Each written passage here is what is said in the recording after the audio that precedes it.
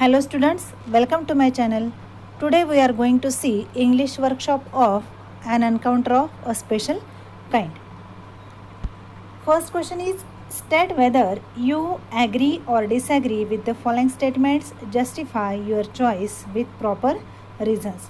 तर खाली काही वाक्य दिलेली आहेत आणि त्या वाक्यांशी तुम्ही सहमत आहात किंवा असहमत आहात हे सांगायचं आहे आणि त्याचं योग्य कारण तुम्हाला द्यायचं आहे. First is, the compound where the writer was living rich in nature's bounty. तर आपल्याला वाक्याच्या धड्याच्या सुरुवातीलाच दिलं आहे की लेखकाच्या घराचा जो परिसर आहे तो निसर्गाने समृद्ध आहे. तर यासाठी आपण लिहिणार, I am agree with this. The compound was luxurious with green grass, colorful flowers and a host of tall and majestic trees. Second sentence, holidays provide us an opportunity to read various magazines and storybooks. तर अनेक सुट्ट्या मिळाल्यामुळे लेखकाला अनेक magazines आणि story books वाचण्याची संधी मिळाली. तर या वाक्याशी सुद्धा आपण सहमत आहोत. So we should write, I am agree with this.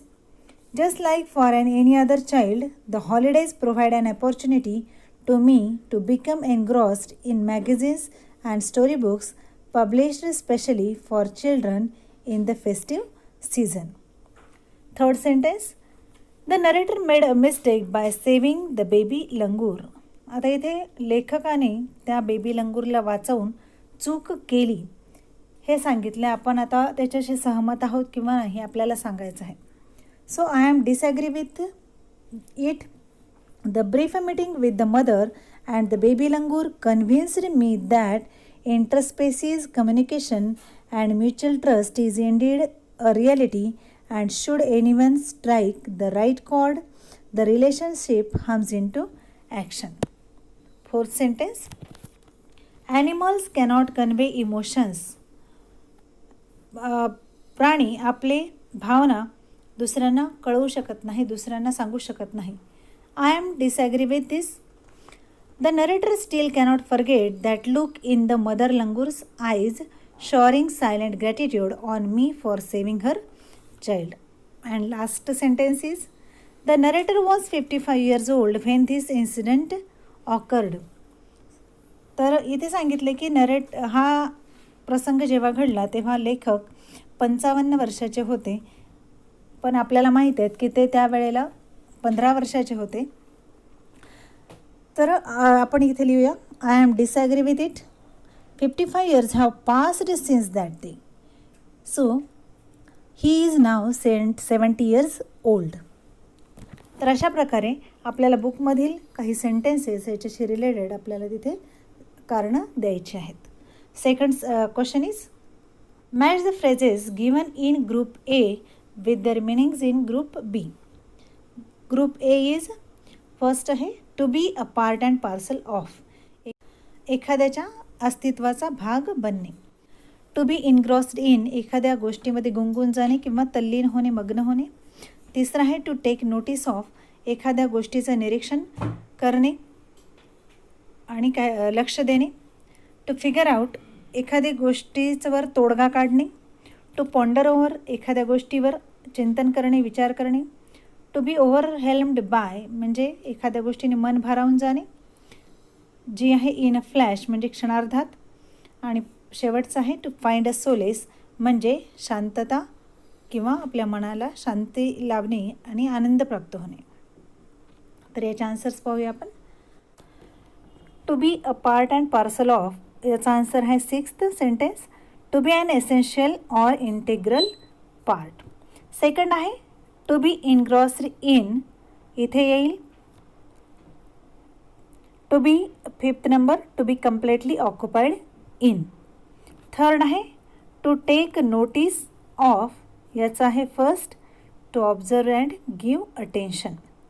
Fourth आहे टू फिगर आउट, याचा answer D, figure out, and the answer is to be able to solve a problem. A number आहे टू पॉन्डर ओव्हर, त्याचा आहे fourth to think about seriously. F आहे to be overwhelmed by, याचा answer आहे seventh to be affected emotionally in a powerful way. G आहे in flash, याचा answer आहे very quickly.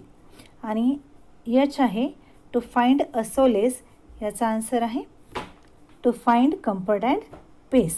तर अशा प्रकारे मॅच द पेअर्स आपण सॉल्व्ह केलेले आहेत. नाव the third question is write in your own words. तर तुमच्या शब्दामध्ये तुम्हाला याची उत्तरे लिहायची आहेत. ए आहे why did the narrator ignore the barking of dogs. तर लेखकाने भुंकणाऱ्या कुत्र्यांकडे दुर्लक्ष का केले. तर इथे आपल्याला दोन रिझन्स लिहायचे आहेत. तर पहिलं आपण देऊया, the narrator was deeply absorbed in the book or the narrator was deeply engrossed in the book. आणि सेकंड घेऊया आपण, the narrator thought that the dog might have captured a pig or cornered a pig. Second आहे B, why did mother langur make no effort to grab her baby from the coop. तर mother लंगूरने बेबीला त्या खुराड्यामधून घेण्याचे प्रयत्न का नाही केले.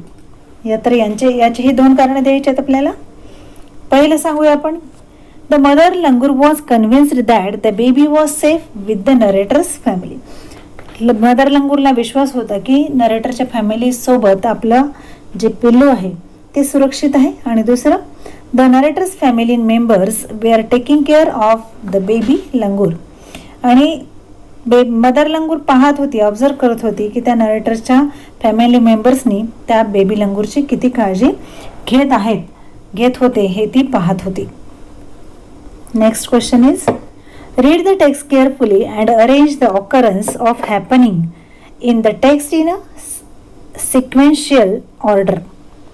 तर खाली काही सेंटेन्सेस दिले आहेत आणि आपल्याला ते सिक्वेन्सने लिहायचे आहेत. म्हणजे पहिल्यांदा कोणती घटना घडली आणि त्या घटनेनंतर काय काय घडत गेलं हे आपल्याला ते सेंटेन्सेस सिक्वेन्सने लावायचे आहेत. फर्स्ट दिले, I took the baby langur to the backyard. Second दिले, I cannot forget that look in her eyes. I heard disturbance approaching closer. Fourth, I recalled the terrible custom in the animal clan. Fifth आहे, I became deeply observed in the book.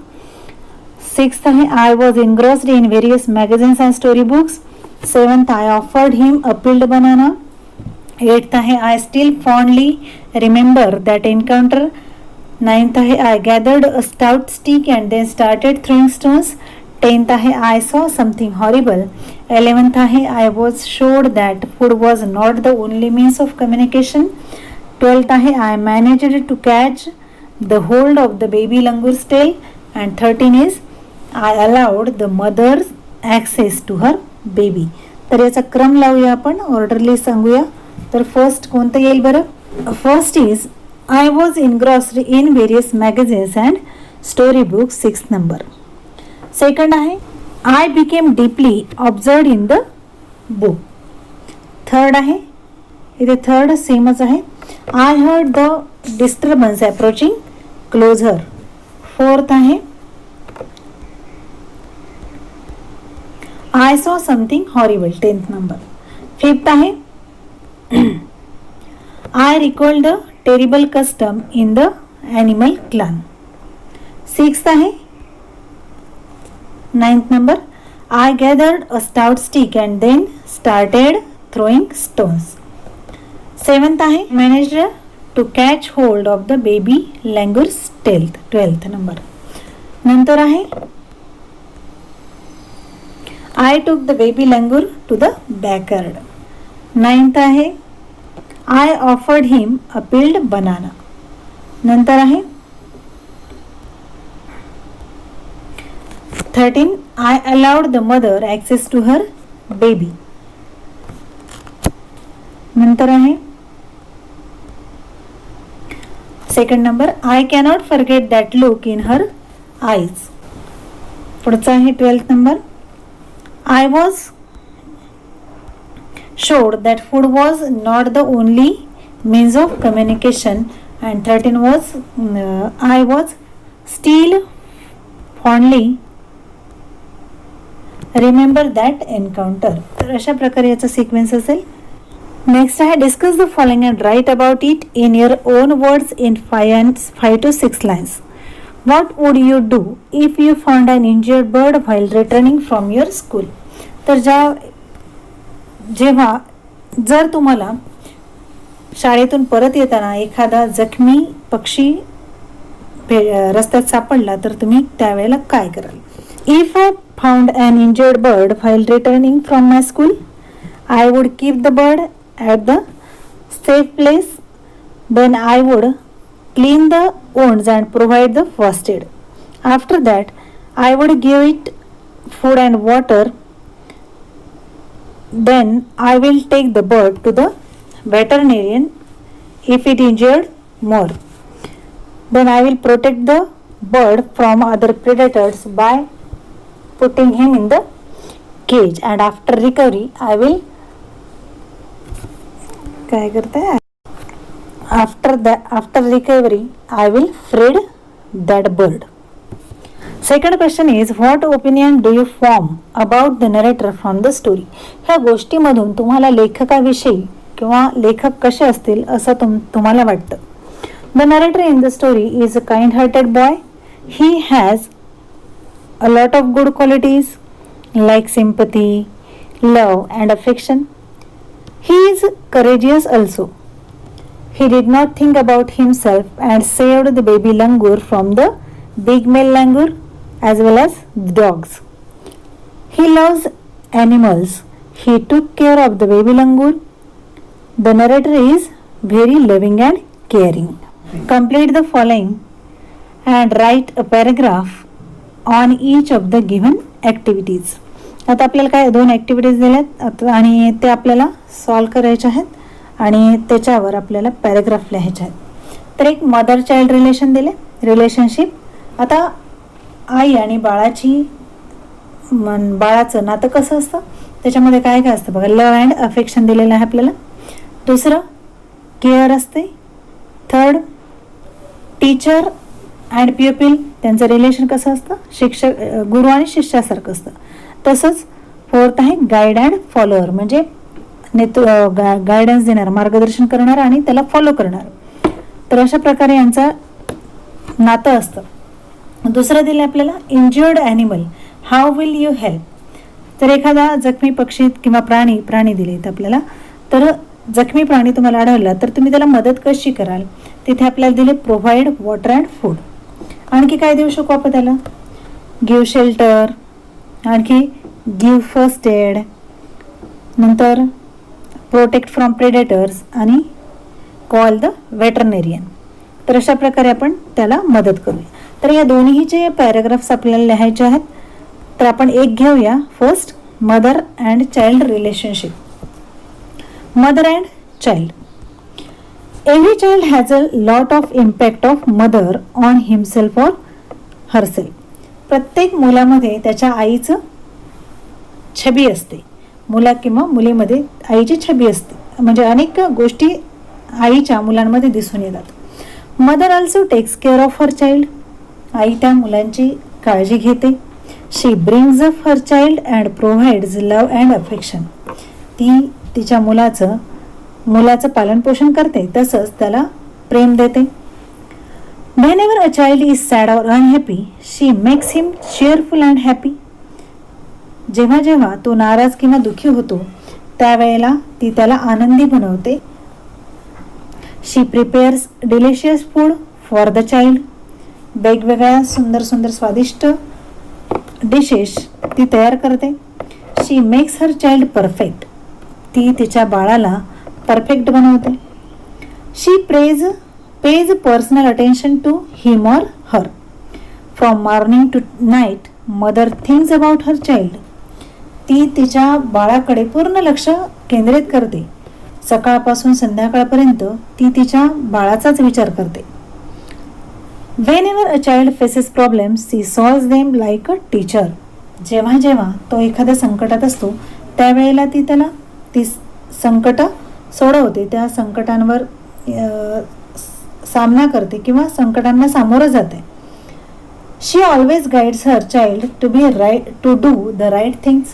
ती तिच्या बाळाला चांगले संस्कार देते. She encourages her child at every walk of life. ती तिच्या मुलांना प्रत्येक पावलावर, जीवनातील प्रत्येक पावलावर काय करते, एनकरेज करते म्हणजे प्रेरणा देते. A child also feels comfortable in the company of his or her mother. मूलसुद्धा आईच्या कंपनीमध्ये, आईच्या सहवासामध्ये त्याला खूप कम्फर्टेबल म्हणजे त्याला खूप आरामदायक वाटतं. The role of mother in the life of a child is very crucial. Crucial means important. तर प्रत्येक मुलाच्या जीवनात आईचा रोल, आईचं काम, आई ही महत्त्वाची असते. Mother fulfils the needs and desires of her child. आई तिच्या बाळाच्या सगळ्या गरजा आणि आशा पूर्ण करते. She always directs us to go ahead on the right path and do good works in life. ती नेहमी योग्य दिशा दाखवते आणि चांगल्या कार्य करण्यास सांगते. She teaches us good manners, discipline and culture. तसेच ती आपल्या बाळाला चांगले मॅनर्स, डिसिप्लिन म्हणजे शिस्त आणि संस्कृतीसुद्धा शिकवते. None can take the position of a mother in a child's life. प्रत्येक मुलाच्या जीवनात आईची जागा कोणीही घेऊ शकत नाही. तर अशा प्रकारे हा पॅराग्राफ संपलेला आहे. पुढचा क्वेश्चन पाहूया. आता इंजर्ड ॲनिमल यावरचा क्वेश्चन तुम्ही स्वतः लिहा, मी तुम्हाला पॉईंट सांगितलेले आहेत. 7th activity, work in pairs and make as many words as you can using letters in the word encounter. तर खाली एक शब्द दिलेला आहे एन्काउंटर. त्या शब्दातील 3 लेटर वर्ड्स, 4 लेटर वर्ड्स आणि 5 or 6 लेटर वर्ड्स आपल्याला शोधून काढायचे. 3 आपल्याला दिलेले आहेत, टेन, टूर आणि एंटर. तर यातील अनेक शब्द आपल्याला तयार करता येतील, जसं नाउन आहे 4 लेटर वर्ड्स, काउंट आहे 5 लेटर वर्ड्स, एंटर दिलेला आहे, आउट आहे 3 लेटर वर्ड्स. तर अशा प्रकारे अनेक शब्द आपल्याला तयार करता येतील. तर ही ॲक्टिव्हिटी तुम्ही तुमच्या नोटबुकमध्ये स्वतः सोडवा. 8th आहे, translate the following proverbs in English. तर इंग्लिशमध्ये खाली दिलेल्या प्रोव्हर्ब लिहायचे तुम्हाला. जनसेवा हीच खरी ईश्वर सेवा. तर इथे आपल्याला म्हणता येईल service to man is service to God. आणि सेकंड आहे, पेरावे तसे उगवते, as you sow so shall you reap. 9th question is write paragraph and give an appropriate title to it, use the following points. आता इथे सुद्धा आपल्याला paragraph लिहायचा आहे आणि तुम्हाला खाली पॉईंट्स दिलेले आहेत आणि त्याचा वापर करून लिहायचे आहेत. पहिला आहे बर्ड्स अँड ॲनिमल्स. आता इथे बर्ड्स आणि ॲनिमल्सवर लिहायचं आहे. लव्ह अँड अफेक्शन, आता त्यांच्यामधील प्रेम आणि प्रेमळ स्वभाव. लॉयल, कसे असतात ते, प्रामाणिक असतात. आवर बेस्ट फ्रेंड, ते आपले मित्र असतात. सर्वस, सर्व म्हणजे आपली ते सेवा करतात. आणि प्रोटेक्शन अँड सिक्युरिटी, तसंच आपल्याला सुरक्षितता प्रदान करतात, आपलं संरक्षण करतात. काइंडनेस, ऑनेस्ट अँड कंपॅशन, त्यांच्यामध्ये सुद्धा दया आणि दयेची भावना असते आणि प्रामाणिक असतात. Do not hurt or destroyers, आपल्याला इजा करत नाही तसेच आपल्याला नष्ट करत नाही. आणि लोनलीनेस अवॉइडेड, आणि त्यांचे पालन केल्यामुळे आपला लोनलीनेस म्हणजेच काय, एकलकोंडेपणा जो आहे तो आपल्याला टाळता येतो. तर ह्या पॉईंट्सचा वापर करून आपण सहजतेने पॅराग्राफ लिहू शकतो. तर पुढचा क्वेश्चन घेऊया आपण. 10th A, complete the remaining blocks, determine the types of news. तर टाईप्स ऑफ न्यूज, आता तुम्ही न्यूज चॅनलवर न्यूज बघता, त्याच्यामध्ये वेगवेगळ्या न्यूज आपण ऐकतो. तर त्याच्यामधील 2 आपल्याला दिलेल्या आहेत, बिझनेस अँड स्पोर्ट्स. आणखी कोणत्या कोणत्या न्यूज असतात, तर इथे पॉलिटिकल न्यूज असतात. आणखी कोणत्या असतात बरं, कल्चरल असतात, आणखी वेदरबद्दल असतात आणि इकॉनॉमिकल असतात. तर ह्या न्यूज आपण टी व्हीवर नेहमी पाहतो. Template for a news report, तर आपल्याला एक नमुना दिला आहे न्यूज रिपोर्ट कशा प्रकारे असावी. ए आहे हेडलाईन, टायटल. बी आहे डेटलाईन, डेटलाईनमध्ये येईल day, date, place and resource. थर्डमध्ये येईल intro, intro means introduction, covering maximum WH questions म्हणजे WH क्वेश्चन्स असलेला जास्तीत जास्त WH क्वेश्चनचा वापर करावा. डीमध्ये आहे शॉर्ट कंटिन्यूइंग पॅरेग्राफ. आता न्यूज माहीत आहे आपल्याला, स्टोरीसारखी लांबलचक नसते तर शॉर्ट असते. आणि ईमध्ये कन्क्लुजन, त्याचा निष्कर्ष लिहायचा आहे. तर खाली आपल्याला 2 हेडलाईन्स दिल्या आहेत. बीमध्ये read the following headlines and write the date line, intro and a short continuing paragraph. 2 दिल्यात. Achievers narrate their success stories at career counselling events. आणि दुसरी दिली आहे India's first ever tourism university to be established by IIHM. तर पहिल्या याच्यात achievers narrate their success stories at career counselling events. तर career counselling इव्हेंटमध्ये अचिव्हर्स म्हणजे जे सक्सेसफुल व्यक्ती आहेत त्यांच्या सक्सेस स्टोरीज आपल्याला ज्यामध्ये ऐकायला मिळतील असे प्रसंग. आणि दुसऱ्या याच्यात भारतातील पहिला टुरिझम युनिव्हर्सिटी इस्टॅब्लिश म्हणजे स्थापित झालेली आहे कोणाकडून? IIHM कडून. तर या दोनपैकी या दोन्ही स्टोरीज आपल्याला न्यूज लिहायच्या आहेत.